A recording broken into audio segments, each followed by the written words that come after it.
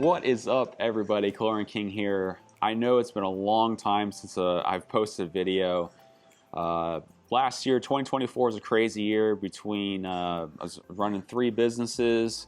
The hurricane thing was the last quarter of the year was insane. Sun up to sundown, 7 days a week, trying to get all my clients back up and running. But nonetheless, I'm really focusing on YouTube this year and helping you guys out more with more content.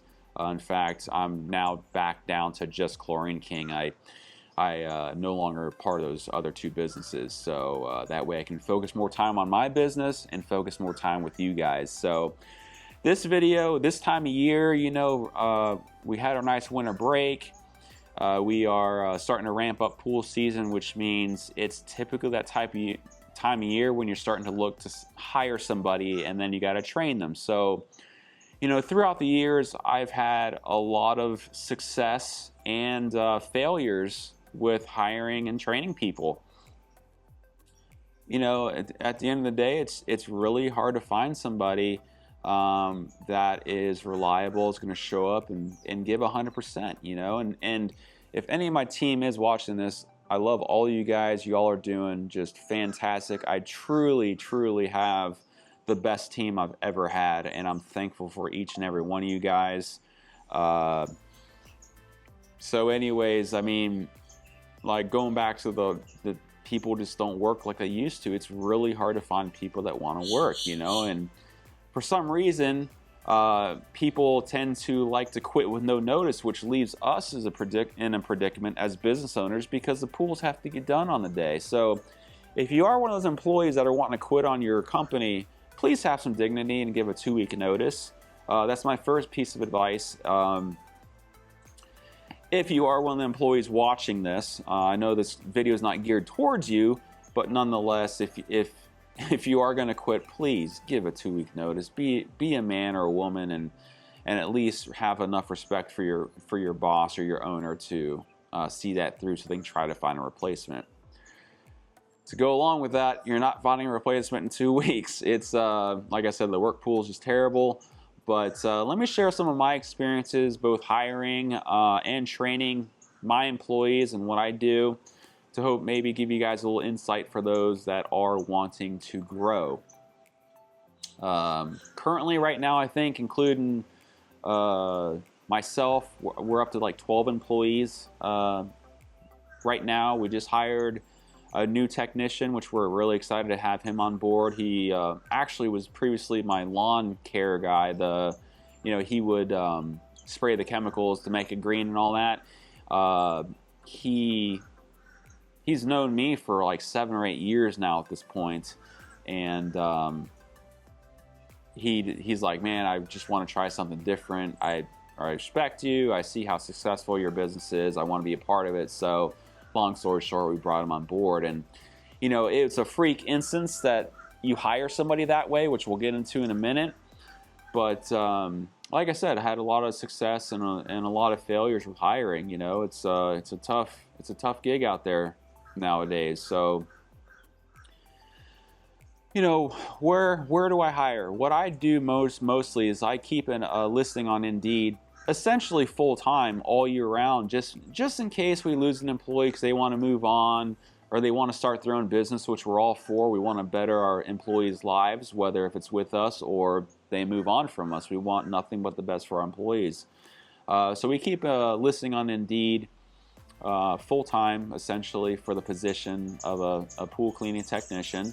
So that's where we gather most of our hires. Now, it wasn't always that way. You know, in the beginning, I lucked out. My first employee was my brother-in-law, and he's still with me to this day, and he's one of the best employees I have. He gets 0 complaints. He does his work each day. He shows up, and he's a rock star, just like the rest of my team. You know, and then for a while, it turned into, you know, my brother-in-law then knew somebody, so then we hired that person, and then that person knew somebody, and then we hired that person. So we started getting a real close-knit family-type atmosphere, because really, one way or another, all of our employees knew each other through each other. And that was a great thing because you're talking to them more as a family versus a boss to employee, even though you still need to have that boss employee line. But for the most part, you're screwing off, you're having fun, you're talking openly and just having a good time with the employees, but also, you know, stressing the points of what they need to do to maintain the business. So once we ran out of that source of hiring people, which ultimately does happen, then you resort to things like Indeed and all that. And that's primarily where we've been for the last, I don't know, 4 years or so, I would say, with hiring people. So that's where we get applications all the time because just, you know, of what we offer as an employer to our employees. So we get a lot of applications we have to sort through, and it's a good thing to always keep it running because that way you get to start making a spreadsheet of employees that have, applicants that have applied with you that you'd want to hire, but you just don't have the pools for, or the room for, or the finances for. So when the time comes, then you can start calling people off that spreadsheet to, you know, hopefully find that next hire quickly and as soon as possible. And I apologize for all this wind out here. It is windy today. So, you know, once you do that, you know, I generally have a phone conversation with them. I try to gauge if they're going to be a good fit over the phone based on, you know, are they wanting to be a long-term employee? Is it seasonal? You know, stuff like that. You got to ask a lot of qualifying questions in the beginning to make sure that they're going to be worth the time to have that in-person interview and hopefully at the end of it, offer them a position. So, you know, if the conversation goes well, then we try to figure out when's a good time to meet to have an in-person interview. And I usually have my wife, my field manager, you know, we usually have a couple people there to interview and ask different questions because I may have a question that I ask that the other two wouldn't have thought of, and vice versa. They might ask a question to the employee or to the potential employee that I haven't thought of. So it's always good to have a couple people there, and that way we can have a consensus as a group, you know, if we want to move forward with that person. So, you know, that's how we hire. That's the hiring process. And then from there, once you hire the person, then it comes down to, well, I need to train this person. So through my experience, I tend to like to hire people that are green, people that have never done pools before. Why is that? Well, the reason why is because you tend to be able to not have to skirt and correct all the bad habits that they've learned from the other pool companies that aren't doing quality service, which there is a myriad of them around here. So I found that when I do hire somebody from another company, it's a lot of internal struggle between our company and that employee trying to get them to perform to our standards, because we do have a lot higher standards, our company, versus the majority of other companies, and that's just the way it is. So oftentimes they hack it for a couple months and then they just quit, which again, I cannot stand people just quitting without notice, but that is a thing nowadays. So me personally, I tend to like to hire someone who's green. It's someone that wants to try something different, and you get to teach them the way you want the pools to be done. Every new hire gets a 90-day probational period that allows us to release them for any reason, just to make sure that there's not any, you know, potential lawsuits or legal issues or anything like that. You know, I know Florida's a right to work state, but it's not as simple as just firing somebody without, you know, the potential case of a lawsuit or whatnot, but I'm not going to get into all that. We just give a 90-day probational period to make sure they're a good fit and that, you know, they sign that basically they're in that probational period and they can be released at any time for any reason, no questions asked, to protect us as a company. And then once that starts, how do we train? What I like to do is send them, you know, I usually send them with my brother-in-law because he's been with me the longest. He's a machine. He does everything. He still to this day does everything, the processes I've taught him, which is why he never gets complaints. And in fairness, we very rarely get complaints on service, so it's something I'm very proud of. But nonetheless, I'll send the new hire with Jim for a couple weeks generally. Let me backtrack a little bit. And when we do hire the person on, bring them on and onboard them and all that fun stuff, we tell them that we don't have an expectation for them to start. We want them to start when they're fully comfortable and feel like they're capable of doing the pools on their own. Now, some people are very quick.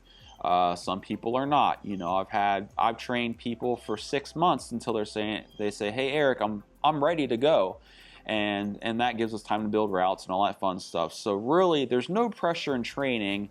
We're not one of those companies that say, "Hey, you're going to learn this stuff for a week and then you're out on your own. Good luck."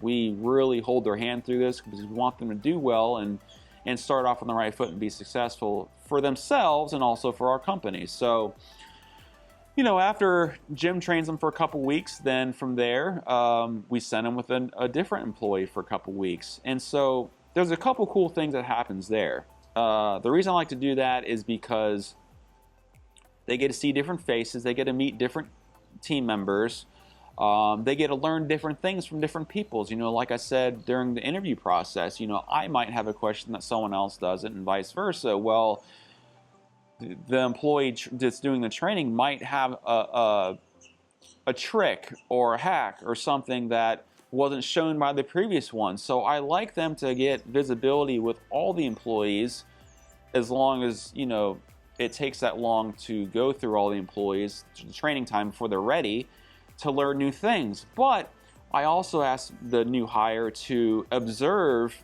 you know, if all of them are doing everything properly. So not only are we able to train the new hire, but we're also getting feedback from the new hire as far as, like, you know, are there improvements to be made with our current employees? Are they slacking a little bit and stuff like that? I bet you guys didn't know that if you guys are watching as in my employees. So it's sort of a win-win. And then from there, it's really about building a route as much as possible, and that usually involves myself or my field manager, my wife doing pools. In the meantime, trying to build that route. And so from there, you know, they generally start between 20 and 40 pools to allow them to work out their own process, because, you know, during the training, they're not working on their own process. They're working on the team members' process, the existing team members' process. So, you know, at that point, I don't want them to have a full route because I want them to ease into it. Now, you know, one thing I forgot to add is, when is it time to hire somebody? You know, that's another question I get all the time. And ultimately, the answer I always give is, if you get to the point where you can't handle another 5 pools on your schedule, it's time to hire somebody. And generally what I recommend is to hire a helper that will basically help you get through your day as you add more pools, but you're also training them at the same time. So then you can start handing some pools off, lightening your load, continuing to grow the business while they're starting to pick up new pools, with the idea that they're going to turn into a full-time employee down the road. So that's where I recommend hiring somebody. And that way you always have somebody. Like I said, my trials and tribulations of hiring, I try very hard to always have a floater on staff now that really doesn't have pools to do, but has a capability to do them. So in case someone is out for the day or someone quits, again, without notice, I have somebody that can take over the pools without affecting my full schedule or my field manager's full schedule, my wife's full schedule, what have you. The pools can still get done on the day that we promised the clients we're going to get it done. So again, that's been my solution. That's been my greatest success with keeping things running smoothly. As long as your business can financially support it, I definitely recommend having a floater on staff. So I hope that little tidbit helps you as well. That's the gist of how we hire and train our employees. And, you know, there's always development opportunities as well. So if they want to have the opportunity to start doing smaller repairs, we can teach them on that to make extra money. We just do everything we can with the emphasis of our employees first. The company second, as weird as that sounds, because if you don't have employees, you don't have a company. So we really do everything we can for our employees, and it would behoove you to look at the employee as a number and not as a person. You know, we care about our employees. We're involved in their personal lives to a degree to understand what's going on with them and make sure they're supporting their families the way they would like. As much as possible, I can't stress that enough. We care about our people. They're not just a number. They're not just a